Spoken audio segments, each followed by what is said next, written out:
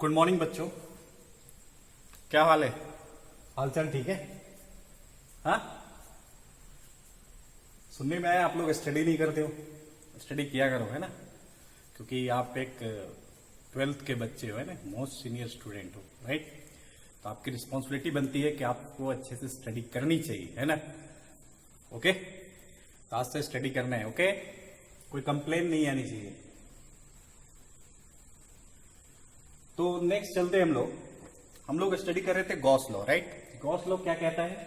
Gauss law कहता है कि किसी भी क्लोज सरफेस के अंदर जितना भी टोटल चार्ज होता है, total charge inside the close surface equal to, है ना, कहता है कि अगर कोई क्लोज सरफेस है उसके अंदर जितना चार्ज है तो इसका फ्लक्स कितना होगा, है ना।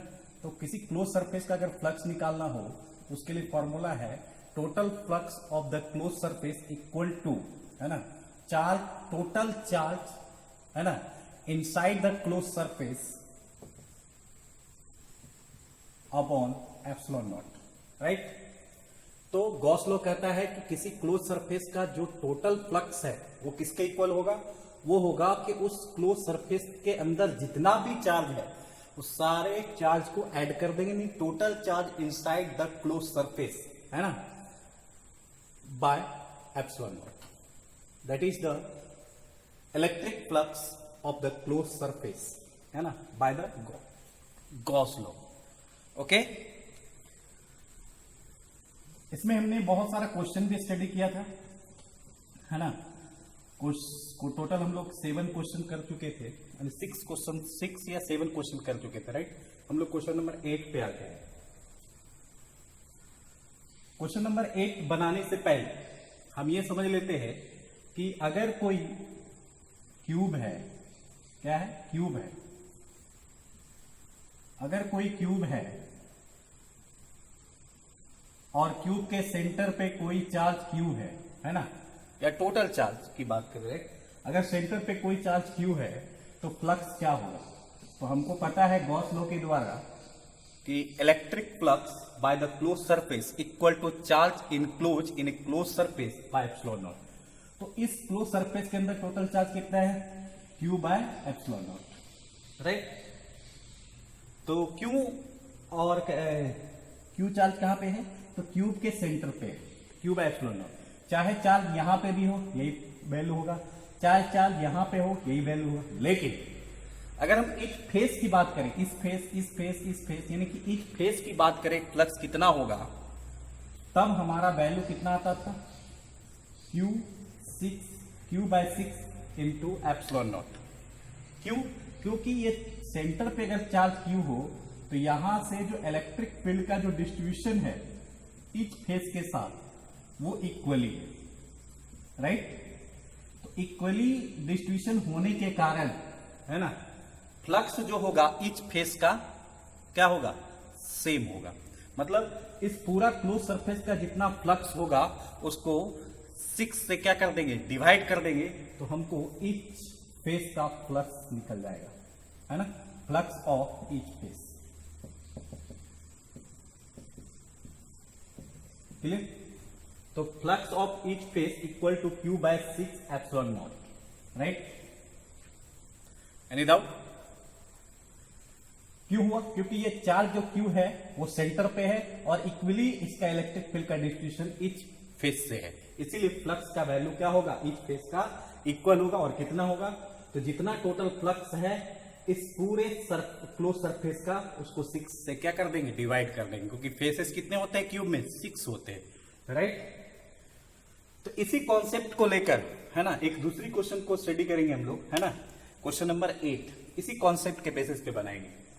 देखो, क्वेश्चन नंबर 8 कहता है find the flux when charge Q placed at one corner of Q। कहता है कि चार्ज Q है और वो चार्ज Q जो है एक क्यूब के एक कॉर्नर पे क्या है? सिचुएटेड है ना। ये चार्ज Q है जो इस क्यूब के कॉर्नर पे है, राइट। तो हमको बताना है कि जब हम चार्ज Q को एक कॉर्नर पे रखेंगे तो इस क्यूब का फ्लक्स कितना होगा, है ना। तो यहां पे देखो Q जो चार्ज है वो आउटसाइड द सरफेस है, है ना, क्लोज सरफेस के अंदर है नहीं, तो हम गॉस लॉ लगा नहीं सकते हैं। लेकिन हमको अगर हम इस क्यू चार्ज को एक क्लोज सरफेस के अंदर ला दे तो हमारे लिए गॉस लॉ लगाना क्या हो जाएगा, आसान हो जाएगा, है ना। तो अगर हम इस क्यू चार्ज, ये charge actually outside the close surface है, तो गॉस लॉ डायरेक्ट हम लोग लगा नहीं सकते। लेकिन अगर हम क्यू चार्ज को एक क्लोज सरफेस के अंदर ला दें तो हमारे लिए इजी हो जाएगा, है ना, फ्लक्स निकालना, है ना। और दूसरा इसमें क्वेश्चन है, find the flux of each face of the cube. अगर चार्ज क्यूब कॉर्नर पे, एक कॉर्नर पे हो क्यूब का, तो ईच फेस का 6 फेस है ना, तो ईच फेस का फ्लक्स कितना होगा ये भी निकालना है, राइट। तो पहला क्वेश्चन पे आते हैं।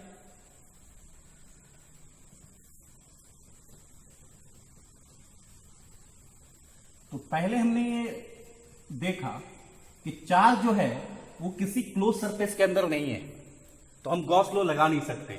लेकिन अगर इस चार्ज को हम क्लोज सरफेस के अंदर ला दें तो गॉस लॉ हमारे लिए लगाना इजी हो जाएगा।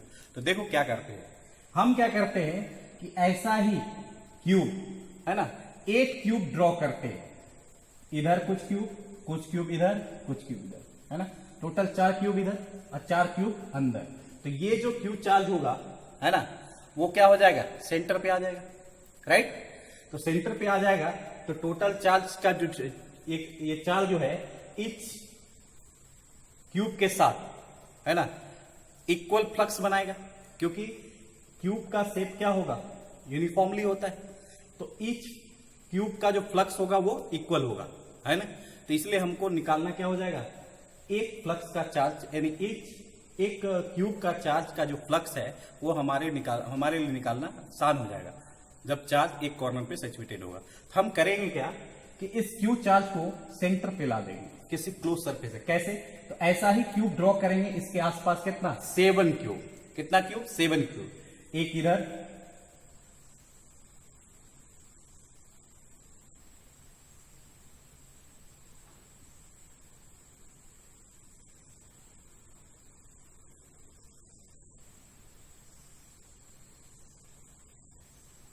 ओके, एक ऊपर,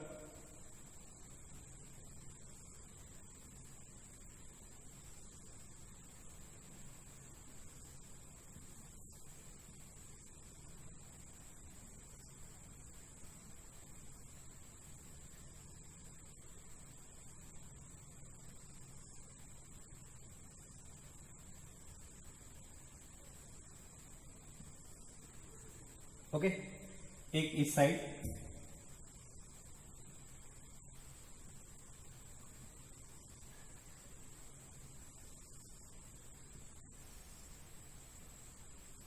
है ना। तो ये क्यूब चार्ज जो है आउटसाइड कितने क्यूब से गिर गया, 4, और 4 क्यूब अंदर चला जाएगा, है ना। तो 4 क्यूब इस क्यूब चार्ज से बाहर और 4 क्यूब इस क्यूब चार्ज से अंदर, तो टोटल कितना क्यूब हो जाएगा, टोटल क्यूब 8 हो जाएगा। टोटल क्यूब कितने हो जाएंगे, 8 हो जाएगा।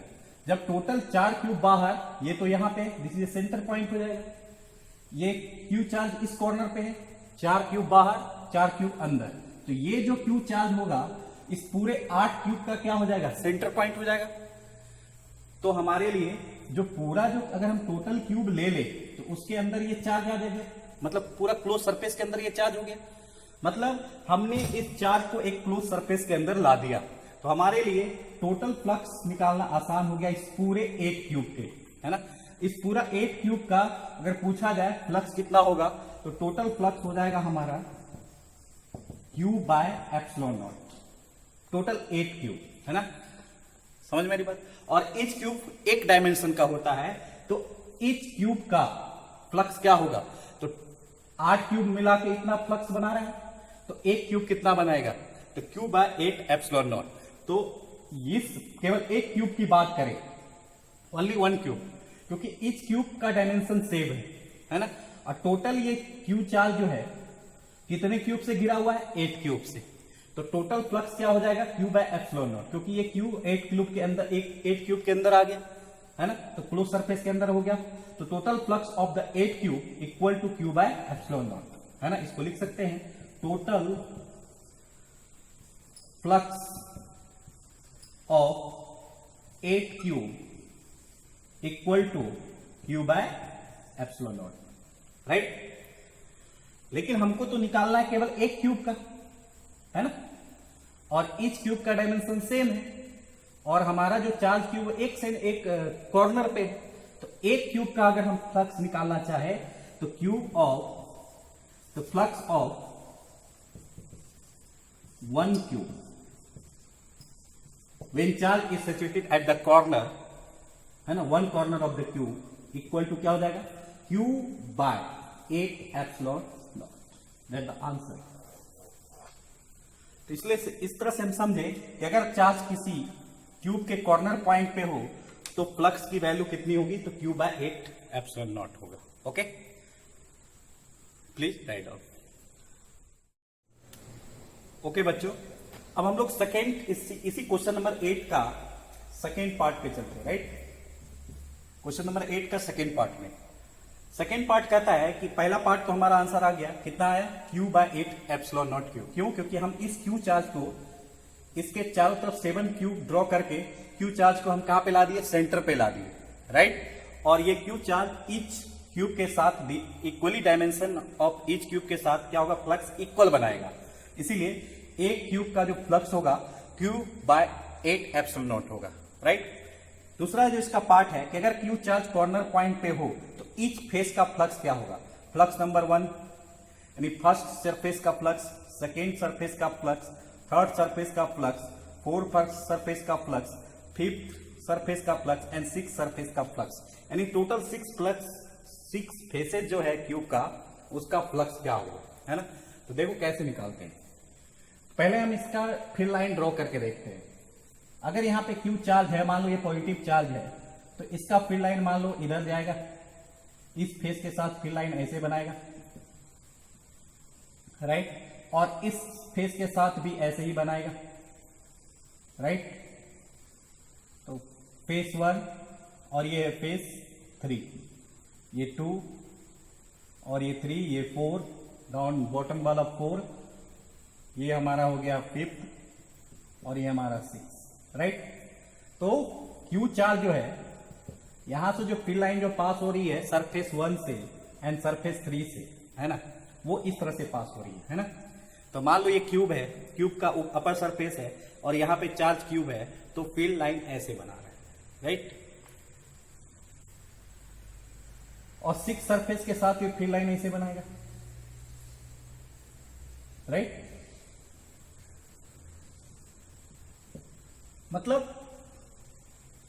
First surface, third surface and six surface, इसके साथ जो क्यू चार्ज जो फील्ड लाइन बना रही है ना, फील्ड लाइन जो बना रही है ना, वो जस्ट सरफेस के साथ क्या है, पैरेलल है, राइट। इस सरफेस के साथ भी पैरेलल है, इस सरफेस के साथ भी पैरेलल है, और सिक्स सरफेस जो अंदर वाली सरफेस है उसके साथ भी पैरेलल है ना। तो इलेक्ट्रिक फील्ड पैरेलल है सरफेस के साथ, बट सरफेस का जो एरिया का जो डायरेक्शन है वो क्या है, परपेंडिकुलर है, इसके साथ भी, इसके साथ भी, इसके साथ भी, है ना। तो फील्ड और एरिया के बीच एंगल कितना दिख रहा है, 90 डिग्री, है ना। तो हम बोल सकते हैं फ्लक्स ऑफ फर्स्ट सरफेस, है ना, equal to flux of third surface equal to flux of six surface equal to क्या हो जाएगा, 0, क्योंकि इस क्यू चार्ज के द्वारा फेसेस के साथ जो इलेक्ट्रिक फील्ड लाइन जो बन रही है वो फेस के साथ पैरेलल है, लेकिन एरिया के साथ कितना एंगल बना रहा है, 90 डिग्री, ये भी और ये भी, सिक्स सरफेस भी। इसलिए flux of first face, third face and six face equal to क्या हो जाएगा, 0। लेकिन हम बोलेंगे कि फ्लक्स ऑफ फर्स्ट नहीं second face, fourth face and fifth face की वैल्यू कितनी होगी। तो ये क्यू चार्ज है, इसके साथ फील्ड का वैल्यू, इसके साथ फील्ड का वैल्यू, है ना। तो एक ये पार्ट हो गया, एक पार्ट हो गया, एक 4 है ना, 4 ये वाला पार्ट, एक ये फेस और एक फेस ये और एक फेस बॉटम, है ना। लेकिन ये क्यू चार्ज जो है फील्ड लाइन ईच फेस के साथ क्या पास करेगा, सेम पास करेगा, है ना। तो ये तीनों का जो फ्लक्स होगा वो क्या होगा, सेम होगा, इक्वली होगा। तो total flux of the cube when charge is situated at the corner कितना होता है, Q by 8 epsilon not, right. लेकिन second face, fourth face and fifth face, है ना, ये पूरा का पूरा जो फ्लक्स है इस क्यूब का वो तीनों आपस में क्या कर देगा, इक्वली डिवाइड कर देगा। इक्वली डिवाइड कर देगा तो ईच का वैल्यू कितना होगा, तो 1/3 से क्या करेंगे, मल्टीप्लाई कर देंगे। तो आंसर क्या आ जाएगा, Q by 24 epsilon not, that the answer. तो flux of first face, third face and six face equal to 0 and flux of second, fourth and fifth face equal to Q by 24 epsilon not, है ना। इस तरह से etch face का flux हम निकाल लिए, फर्स्ट का भी निकाल लिए, थर्ड का भी निकाल लिए, सिक्स का भी निकाल लिए, सेकेंड, फोर, फाइव, सबका फ्लक्स की वैल्यू हमने निकाल लिया, है ना। तो यहां पे कह रहा था find the flux of each face of cube when charge is situated at the corner, right. ये हमारा आंसर है, please write down.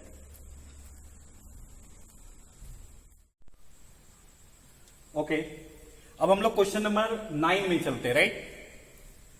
Question number 9 कहता है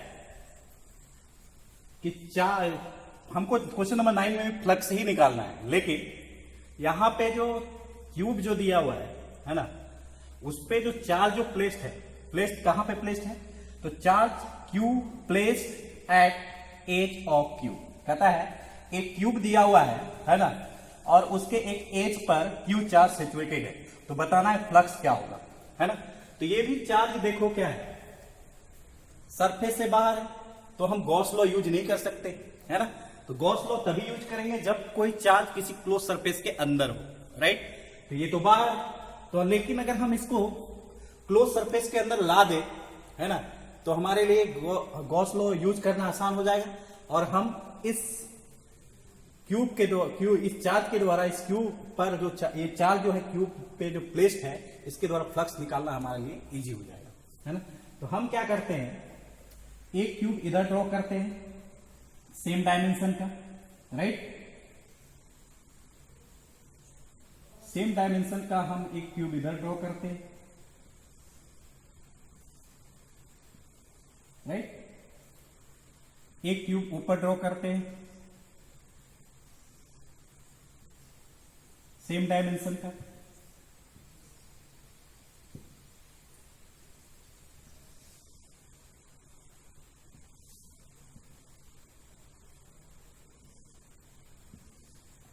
और सेम डायमेंशन का क्यूब इसके ऊपर ड्रॉ करते हैं,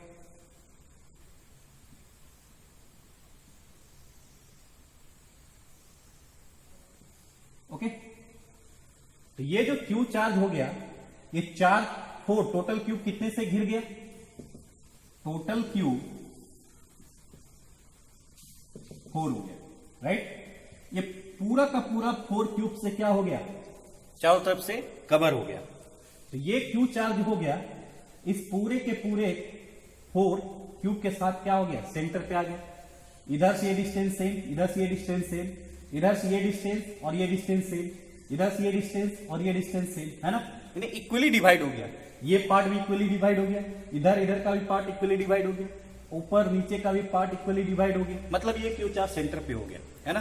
तो पूरा का पूरा 4 क्यूब का अगर हम फ्लक्स निकाले, total flux of the 4 cube, है ना, तो टोटल फ्लक्स ऑफ 4 क्यूब, है ना, कितना होगा, तो total charge by epsilon not. लेकिन हमको तो एक ही क्यूब का निकालना है, ये तो पूरा 4 क्यूब का total flux cube by epsilon not है, हमको तो निकालना है केवल एक क्यूब का। तो 4 क्यूब से क्या, 4 से क्या कर देंगे, इसको डिवाइड कर, तो flux of each cube, flux of each cube when charge is placed, है ना, edge of the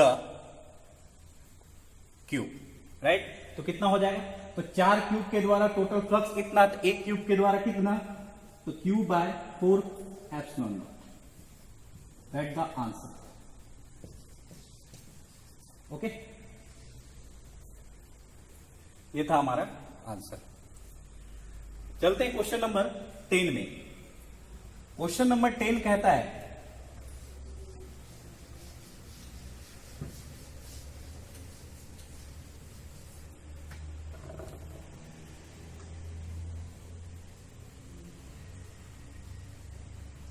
question number 10 कहता है कि एक क्यूब दिया हुआ है और इसमें जो चार्ज क्यूब है ना, वो कहां पे प्लेस्ड है? एक फेस के सेंटर पे प्लेस्ड है। तो charge placed at centre of one face of the cube. तो ये क्यू चार्ज जो है क्यूब के एक फेस के सेंटर पे सिचुएटेड है। तो हमको बताना है कि इस क्यूब का फ्लक्स कितना होगा, है ना। तो ये भी चार्ज क्या है?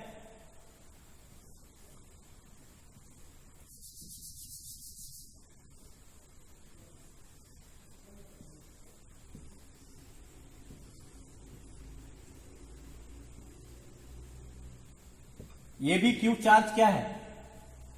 क्लोज सरफेस के अंदर नहीं है, तो गॉस लॉ यूज नहीं कर सकते।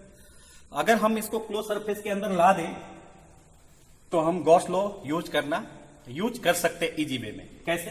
तो हम क्या करते हैं कि इससे इसी डायमेंशन का एक क्यूब आगे बना देंगे, राइट।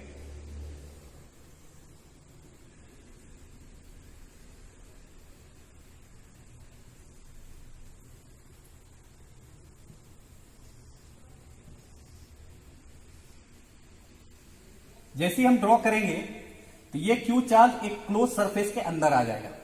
लेकिन कितने क्यूब? 2 क्यूब। तो टोटल क्यूब अब कितने आ गए? क्यूब। और ये जो क्यूब चार्ज है इस टोटल क्यूब के द्वारा कहां पे है? सेंटर पे है। तो टोटल फ्लक्स कितना होता है? तो total flux of 2 cube equal to क्या होगा? Q by epsilon not, right. लेकिन हमको तो निकालना है एक क्यूब का, है ना। तो total flux of 2 cube equal to Q by epsilon not. एक क्यूब का कितना होगा? तो फ्लक्स ऑफ एच क्यूब कितना होगा? तो कितने क्यूब है? 1 and 2। तो क्या हो जाएगा? Q by 2 epsilon not.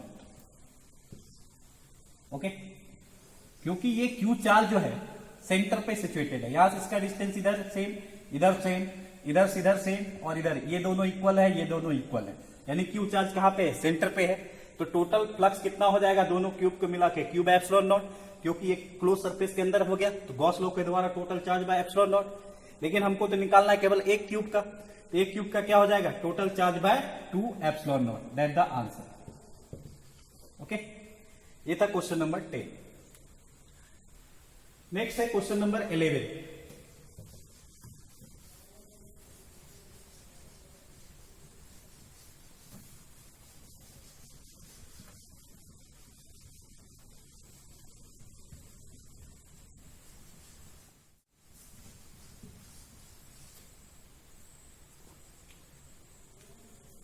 Question number 11 कहता है एक सिलेंडर, ओके, और इसके सेंटर पे क्यू चार्ज है। तो बताओ फ्लक्स क्या होगा? तो हम क्या करेंगे? गॉस लॉ तो सिंपली यूज नहीं कर सकते। हम क्या करेंगे? सेम डायमेंशन का और एक क्यूब इधर ड्रॉ कर देंगे, राइट, है ना। तो टोटल फ्लक्स ऑफ ट्यूब कितने सिलेंडर हो गए? 2 सिलेंडर। टोटल सिलेंडर कितने हो गए? 2, है ना। तो टोटल फ्लक्स कितना हो जाएगा? Q by epsilon not. लेकिन हमको तो निकालना है केवल एक सिलेंडर, है ना। हमको तो निकालना है केवल इस सिलेंडर का फ्लक्स। तो फ्लक्स कितना हो जाएगा? Flux of each cylinder equal to क्या हो जाएगा? Q by 2 epsilon not. That's the answer, है ना। ये था क्वेश्चन नंबर 11। ओके, अब आते हैं क्वेश्चन नंबर 12 पे।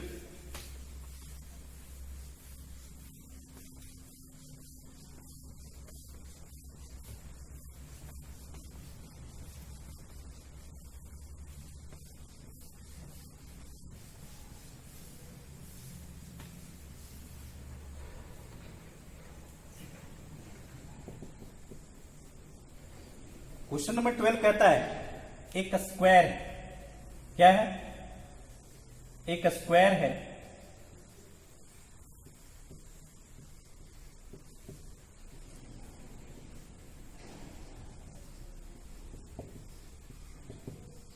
एक स्क्वायर है जिसका ईच साइड कितना है, ए है, और एक क्यू चार्ज है ना, जो स्क्वायर से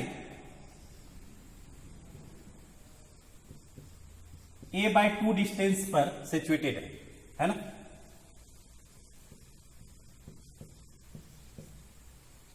कहता है कि एक स्क्वायर है जिसका साइड a है और ये क्यू चार्ज है जो स्क्वायर के सेंटर पॉइंट से, इस स्क्वायर के सेंटर पॉइंट से a/2 डिस्टेंस पर सिचुएटेड है। ये क्यू चार्ज स्क्वायर के सेंटर पॉइंट से कितने डिस्टेंस पे सिचुएटेड है, a/2 डिस्टेंस।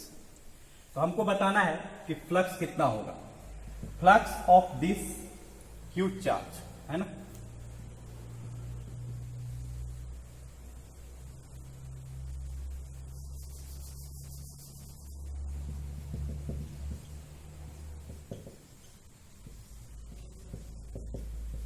ओके, क्वेश्चन हमको समझ में आ गया कि एक स्क्वायर है और स्क्वायर से सेंटर से a/2 डिस्टेंस पर क्यू चार्ज है। तो बताओ इस क्यू चार्ज के द्वारा इस सरफेस के लो कितना फ्लक्स बनाएगा, है ना।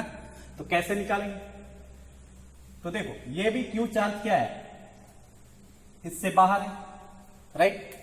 तो हम गॉस लॉ यूज नहीं कर सकते, लेकिन अगर गॉस लॉ यूज करना हो तो हमको क्लोज सरफेस बनाना होगा। तो हम इसको क्लोज सरफेस बना सकते हैं, कैसे, तो ये स्क्वायर है ना, ऊपर एक स्क्वायर ले लेंगे सेम डायमेंशन का, फिर इधर एक सेम डायमेंशन का स्क्वायर ले लेंगे, फिर इधर ले लेंगे, है ना, फिर इस साइड भी ले लेंगे और इस साइड भी ले लेंगे, है ना। तो इस तरह से ये क्या बना लेगा, क्यूब बना लेगा। देखो, तो हम इसके इस स्क्वायर को क्यूब बना लेते हैं। अगर हम क्यूब बना दिए, इस स्क्वायर को अगर हम क्यूब बना दिए तो हमारे लिए फ्लक्स निकालना आसान हो जाएगा।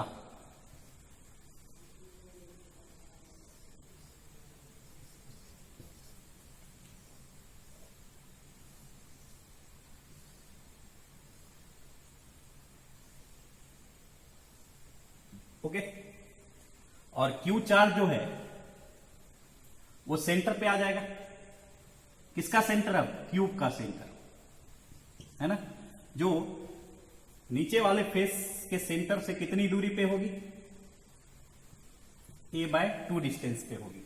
ओके, मतलब इस स्क्वायर का ये जो बॉटम में जो स्क्वायर है ना, उसके सेंटर से ये जो चार्ज होगा कितनी दूरी पे होगी, a/2, और ये डिस्टेंस इस सरफेस अपर सरफेस के साथ भी ये डिस्टेंस कितना होगा, a/2। तो टोटल साइड कितना हो जाएगा, a/2 a, है ना। तो क्यूब का भी साइड क्या होगा, a हो जाएगा। तो अब हम इसको क्यूब बना दिए और ये क्यू चार्ज उसके अंदर आ गया, है ना। तो कितने स्क्वायर लेने पड़े, टोटल कितने लेने पड़े, 6, है ना। एक स्क्वायर इधर, एक नीचे, एक ऊपर, एक इधर, एक इधर, एक इधर, एक इधर, राइट। टोटल 6 लिए, है ना। तो 6 स्क्वायर लेके हम इसको क्यूब बना दिए। तो हमारे लिए इसका, है ना, टोटल स्क्वायर कितने हुए पहले वो काउंट करेंगे। तो total square in a cube equal to कितने हो जाएंगे, 6 हो जाएंगे। तो total flux of the cube कितना हो जाएगा,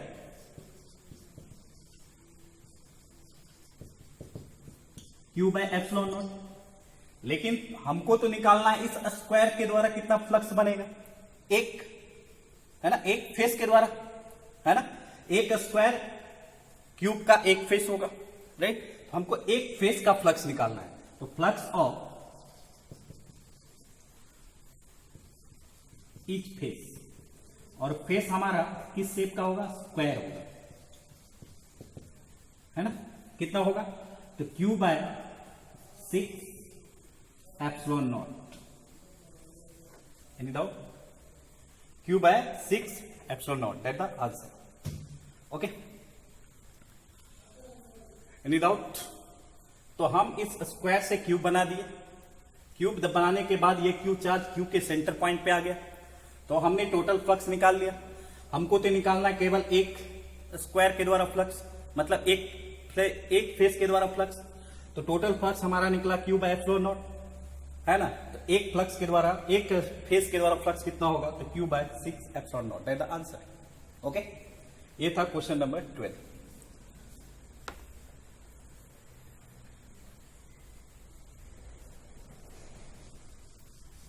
okay, please write down.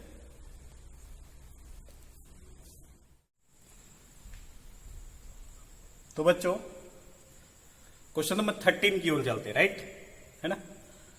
Question number 13 कहता है कि मान लो एक सिलेंडर है ना, एक सिलेंडर है और सिलेंडर के इनसाइड क्यू चार्ज है, तो फ्लक्स कितना होगा, तो सिंपल सा flux equal to Q by epsilon not. Okay, कोई भी शेप हो, अगर हम बोले एक कोन है, क्या है, कोन है, और इसके अंदर क्यू चार्ज है ना, कोन के इनसाइड क्यू चार्ज है, तो इसका फ्लक्स कितना होगा, तो टोटल चार्ज बाय एप्सिलॉन। तो कोन के अंदर जितना चार्ज होगा सबको ऐड करने का, चार्ज इंक्लोज बाय एप्सिलॉन, है ना। लेकिन क्वेश्चन नंबर 15 में कहता है अगर कोन हो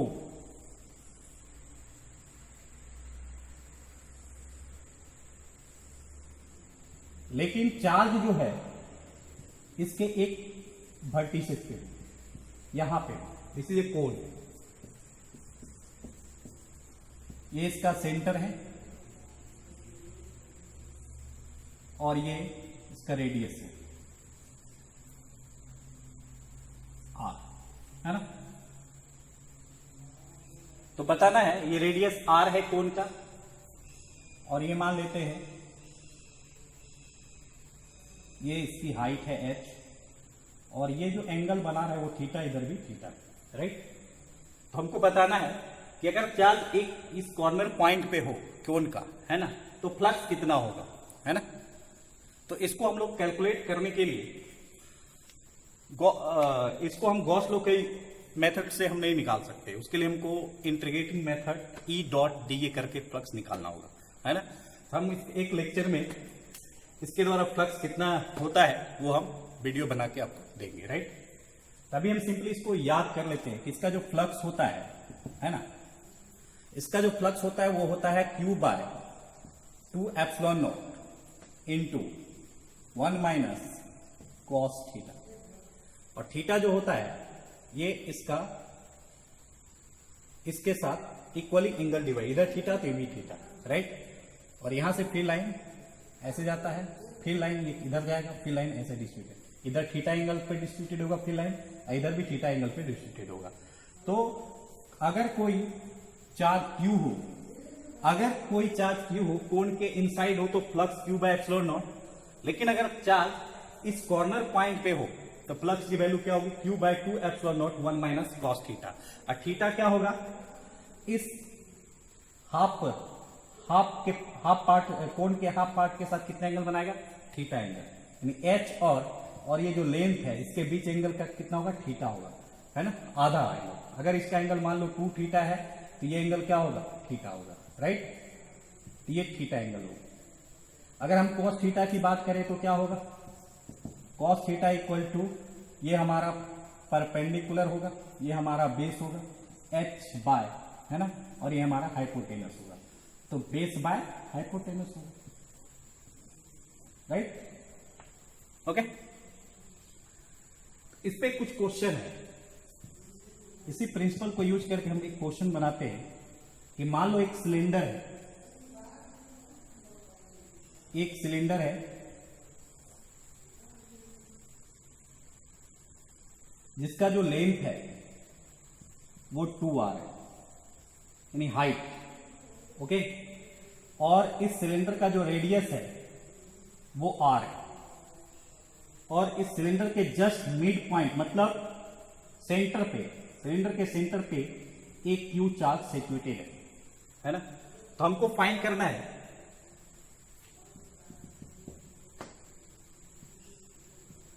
find the flux of cylindrical surface, यानी राउंडिंग सरफेस जो है, मतलब ये वाला जो सरफेस है इसका फ्लक्स क्या होगा। तो find the flux of curve surface, है ना। इस फेस का हमको फ्लक्स नहीं निकालना है, हमको निकालना है जो कर्व सरफेस है उसके द्वारा फ्लक्स कितनी होगी वो निकालना है ना। तो कैसे निकाल सकते हैं, तो इस सिलेंडर के द्वारा, इस फेस के द्वारा, इस फेस के द्वारा अगर फ्लक्स निकाल दे और इसका फ्लक्स ऐड कर दे और इस पूरे सिलेंडर का टोटल फ्लक्स निकाल के इसका और इसका फ्लक्स को सब्ट्रैक्ट कर देंगे तो किसका फ्लक्स बच जाएगा, तो राउंडिंग सरफेस का फ्लक्स बच जाएगा, है ना। तो उसी का फ्लक्स हमको निकालना है, तो कैसे निकालेंगे देखते हैं। तो हमारा क्यू चार्ज जो है सिलेंडर के जस्ट मिड पॉइंट पे है ना, मिडिल पॉइंट पे मतलब सेंटर पॉइंट पे। तो पहले हम सिलेंडर का फ्लक्स निकालते हैं। Total flux of cylinder equal to total charge enclose in a close surface of a cylinder by epsilon not. Okay, clear. अगर हम इस टोटल फ्लक्स को निकाल दिए, अगर उसमें से इस फेस के द्वारा फ्लक्स और इस फेस के द्वारा फ्लक्स निकाल कर, है ना, और ये दोनों को ऐड कर दे और टोटल फ्लक्स में सब्ट्रैक्ट कर दे, तो हमारा जो फ्लक्स बचेगा वो किसका बचेगा, सिर्फ कर्व सरफेस का फ्लक्स बचेगा। कहते हैं हम क्या करते हैं, इसके द्वारा जो ये क्यू चार्ज है इसके फिर लाइन इधर जाएगा, फिर इधर जाएगा, फिर इधर जाएगा, इधर फिर लाइन इधर जाएगा इस फेस के साथ, तो ये भी एक फ्लक्स बनाएगा, है ना। और ये मान लेते हैं इसका डिस्टेंस, ये मिड पॉइंट पे है तो ये डिस्टेंस कितना होगा r। तो जितना फ्लक्स इसके द्वारा बनेगा उतना फ्लक्स इस फेस के द्वारा बनेगा, है ना, दोनों सेम बनेगा।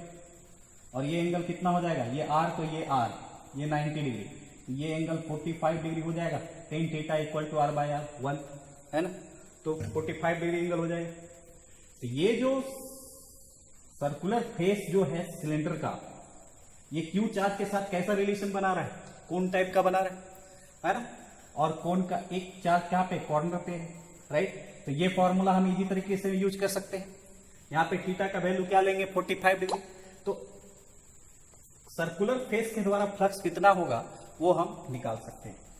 तो फ्लक्स ऑफ सर्कुलर फेस, है ना, कितना हो जाएगा, वन सर्कुलर फेस की बात कर रहे हैं, है ना, one circular face of a cylinder कितना हो जाएगा, तो Q by 2 epsilon not 1 minus cos 45 degree, right. तो Q by 2 epsilon not 1 minus 1 by √2। ये एक सर्कुलर फेस के द्वारा फ्लक्स निकला, इसके द्वारा भी वही होगा, सेम होगा। ये डिस्टेंस r थी, ये भी 45 डिग्री है ना, इसके द्वारा भी फ्लक्स वही होगा, है ना। तो टोटल फ्लक्स इस फेस के द्वारा कितना हो जाएगा, तो 2 से इसको क्या कर देंगे, मल्टीप्लाई कर देंगे, तो हमारा ये इसका और इसका फ्लक्स निकल जाएगा। और इसका फ्लक्स और इसका फ्लक्स को ऐड कर देंगे और इसके टोटल फ्लक्स में सब्ट्रैक्ट कर देंगे, तो किसका फ्लक्स निकल जाएगा, सिर्फ कर्व सरफेस का फ्लक्स निकल जाएगा, है ना। तो हमको तो वही निकालना है, इस राउंडिंग सरफेस का कितना फ्लक्स होगा, है ना।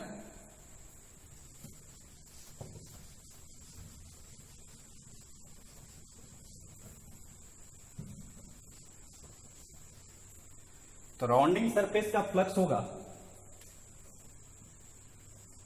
Flux of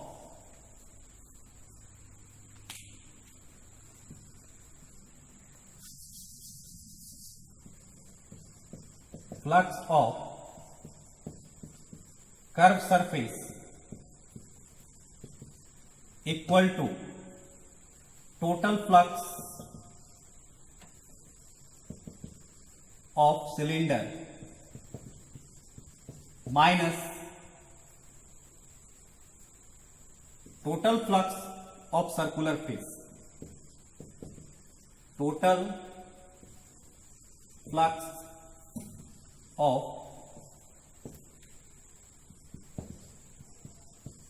circular face. Okay, तो हमारा कर्व सरफेस का फ्लक्स निकल जाएगा।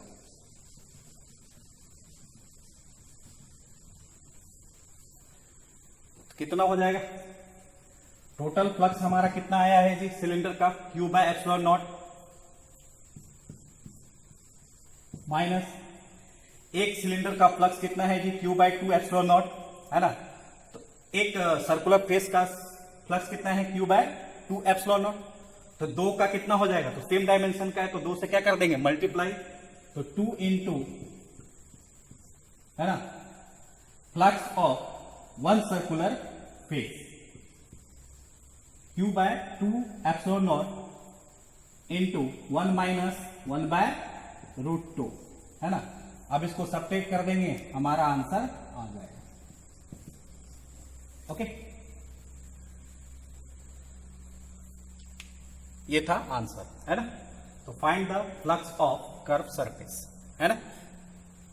ओके, तो लास्ट होमवर्क HW।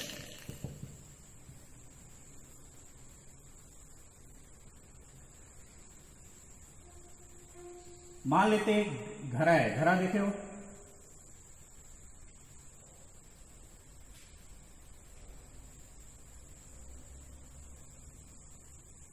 राइट। एक घड़ा है ना, और यहां पे Q चार्ज है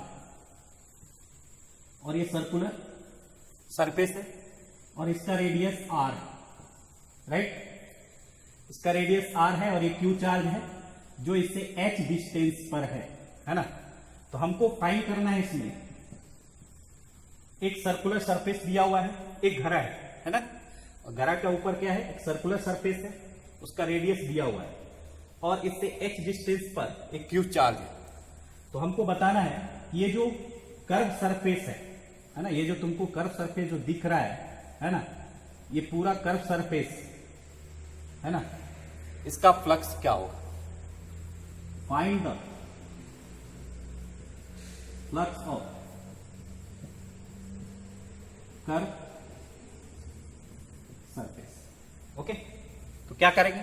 तो पहले हम पूरे इस क्लोज सरफेस का फ्लक्स निकालेंगे। कितना होगा? Q बाय एप्सिलॉन नॉट, है ना। और फिर इसको क्या कर देंगे? कोण बना देंगे, है ना। और टोटल हमको निकालना है कर्व सरफेस का। तो flux of curve surface equal to क्या होगा? Total flux of cylinder. तो टोटल फ्लक्स यहां पे क्या निकालेंगे? पूरे घड़ा का निकालेंगे, है ना, Q bye epsilon not minus इस कोण का जो फ्लक्स है, यानी ये वाला इस सरफेस का जो फ्लक्स है, यानी सरफेस कैसा है? सर्कुलर है। तो सर्कुलर फेस का जो फ्लक्स है, अगर उसमें सब्ट्रैक्ट कर दे टोटल फ्लक्स में, तो केवल हमको कौन सा फ्लक्स बचेगा?